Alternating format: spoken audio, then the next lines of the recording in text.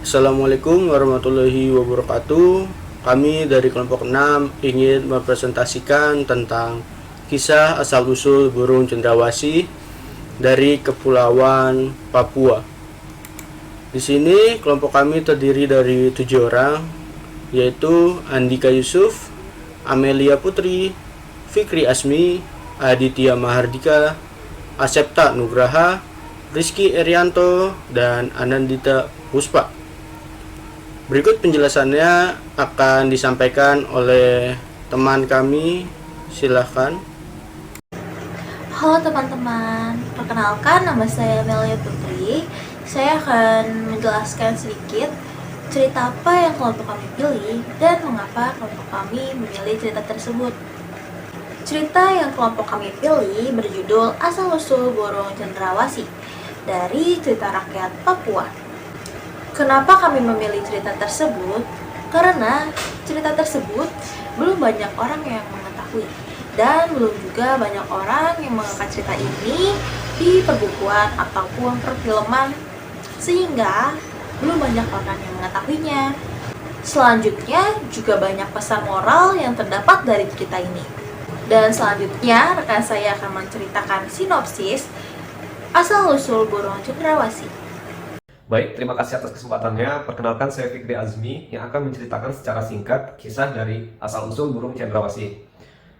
Berawal dari seorang perempuan bernama Yakoba bersama anjingnya mengelilingi hutan di daerah Fakfak, dan mereka bertemu sebuah buah yang terlihat aneh dan misterius. Tiba-tiba, anjing Yakoba pun memakan buah tersebut, dan dalam beberapa waktu kemudian, anjing tersebut perutnya bertambah besar dan melahirkan anak anjing. Yakoba pun penasaran apa yang terjadi, sehingga Yakoba memakan buah tersebut juga. Beberapa saat kemudian, perut Yakoba bertambah besar. Dan ternyata Yakoba pun melahirkan seorang anak laki-laki yang ia beri nama Kweya. Suatu hari ketika Kweya beranjak remaja, diperintahkanlah oleh Yakoba agar Kweya memotong pohon untuk pembukaan lahan. Kweya memotong pohon menggunakan kapak yang terbuat dari batu. Tiba-tiba, dari kejauhan datanglah seorang paman yang tinggalnya nomaden atau tidak memiliki tempat tinggal yang tetap dan bertemu dengan Kweya. Paman tersebut meminjamkan kapak besi agar lebih efektif untuk melakukan penebangan. Singkat cerita, Kweya merasa berterima kasih dan mengajak untuk bertemu kepada ibunya Yakoba. Mereka pun tinggal di sana dalam beberapa waktu. Pada suatu hari, Yakoba memiliki 3 orang anak tambahan, yaitu 2 anak laki-laki kembar dan 1 anak perempuan. 2 anak laki-laki Yakoba merasa cemburu kepada Kweya, kakaknya. Merasa bahwa Yakoba berperilaku tidak adil dengan kasih sayangnya kepada mereka. 2 adiknya pun merencanakan sebuah strategi agar Kweya ini diajak ke hutan lalu dilakukan pemukulan hingga Kweya tidak sadarkan diri. Akhirnya Kweya dipukuli oleh adik-adiknya dan adik perempuannya hanya melihat tanpa bisa berkata apa-apa.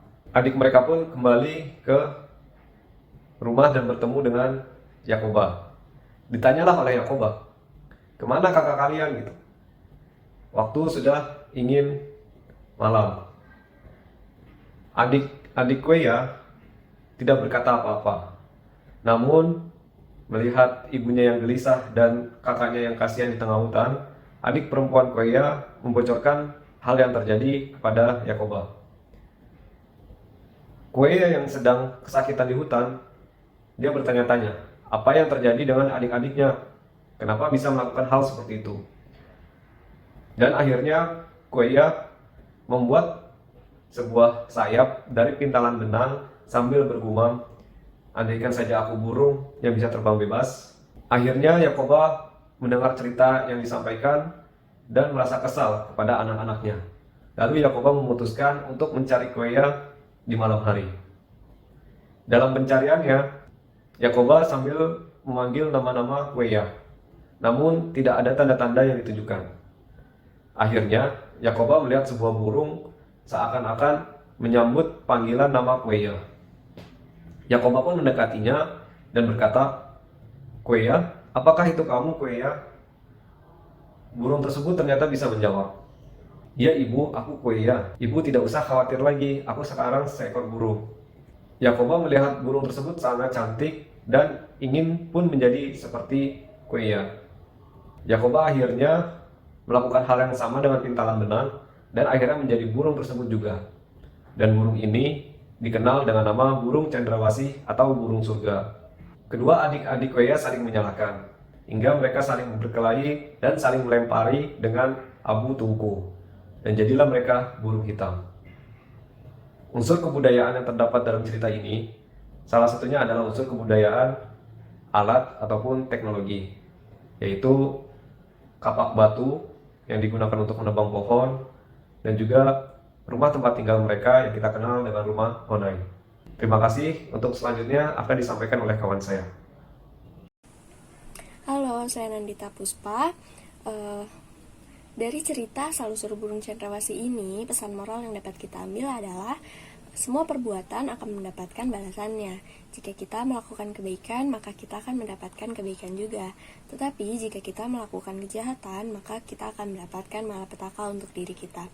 Jadi berusaha bersikap adil agar tidak ada iri hati dan perselisihan. Halo, assalamualaikum warahmatullahi wabarakatuh. Nama saya Septian Nugraha. Di sini saya akan menjelaskan bagian cover. Yang pertama, cover ini berskala A5 atau A4. Lalu di cover ini terdapat dua karakter, yaitu pertama karakter utama dan yang kedua adalah karakter si burung cendrawasih tersebut. Lalu tambahan beberapa objek seperti pohon, rumput-rumputan, dan juga background seperti di sebuah pulau atau di sebuah pantai. Dan cover ini full coloring. Lalu pada di cover ini, pada karakter utama kita tidak menggunakan muka ataupun sebuah ekspresi. Mungkin hanya seperti itu saja yang saya sampaikan. Kurang lebihnya seperti itu. Lalu selanjutnya akan dilanjutkan oleh teman saya di sebagai berikut. Assalamualaikum warahmatullahi wabarakatuh. Perkenalkan, nama saya Rizky Arianto dengan NPM 202046500128. Di sini saya akan menjelaskan tentang latar tempat pada cerita asal-usul burung cendrawasih. Cerita ini berasal dari Papua, yang dimana latarnya adalah di daerah hutan pegunungan Bumberi. Suasananya yaitu ada pagi, siang, sore, dan malam hari. Dan serta ada rumah adat yang menjadi ciri khas pada cerita ini, yaitu rumah adat Honai, yaitu merupakan rumah adat asal dari Papua. Cerita ini hanya menjelaskan tentang latar tempat yang sedikit, sehingga pegunungan hutan Bumberi hanyalah menjadi tempat yang paling dominan pada cerita ini. Mungkin itu saja dari saya. Sekian dan terima kasih. Wassalamualaikum warahmatullahi wabarakatuh. Assalamualaikum warahmatullahi wabarakatuh. Nama saya Aditya Mahardika dari kelompok 6. Saya ingin menjelaskan tentang kesimpulan dari presentasi kami. Jadi presentasi kami yang pertama menceritakan tentang hipnosis. Hipnosis dalam cerita ini menceritakan tentang Yakoba, perempuan dewasa Papua, ibu dari Kueya. Dan Kueya adalah remaja Papua yang nantinya akan menjadi anak dari ibu Yakoba, adik laki-laki Kueya yang kembar, anjing Yakoba, dan burung cendrawasih. Karakter utama dari cerita ini adalah Kueya yang dimana nanti akan berubah menjadi cendrawasih. Dalam pembuatan cover buku ini menampilkan Kueya sebagai karakter utama dan cendrawasih yang nantinya Kueya akan berubah menjadi burung tersebut. Dalam latar tempat cover menunjukkan keaslian daerah Papua. Nah, begitulah presentasi dari kami. Jika ada salah kami mohon maaf. Jika ingin bertanya boleh di chat. Wassalamualaikum warahmatullahi wabarakatuh.